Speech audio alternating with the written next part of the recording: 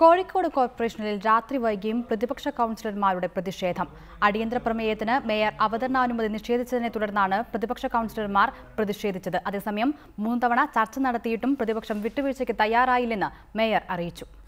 കോർപ്പറേഷനിലെ മരാമത്ത് പ്രവർത്തികൾ പൂർണ്ണമായി സ്തംഭിച്ചിരിക്കുകയാണെന്ന് കാണിച്ച് പ്രതിപക്ഷം നൽകിയ അടിയന്തര പ്രമേയത്തിനാണ് മേയർ അവതരണാനുമതി നിഷേധിച്ചത്.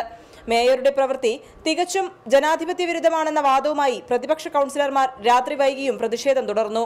കോർപ്പറേഷനിലെ മരാമത്ത് പ്രവർത്തികളെല്ലാം നിലച്ചിരിക്കുകയാണ്.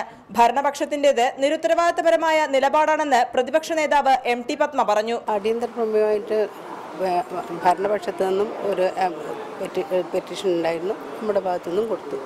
അപ്പോൾ അവർ ഭരണപക്ഷത്തത് എടുത്തു, നമ്മുടേത് എടുത്തില്ല. അതേസമയം 3 തവണ ചർച്ച നടത്തിയിട്ടും പ്രതിപക്ഷം യാതൊരു വിട്ടുവീഴ്ചയ്ക്കും തയ്യാറായില്ല. അടിയന്തര പ്രാധാന്യമുള്ള യാതൊരു വിഷയവും പ്രമേയത്തിലുണ്ടായിരുന്നില്ലെന്ന് മേയർ AK പ്രേമജം അറിയിച്ചു. റിപ്പോർട്ടർ, കോഴിക്കോട്.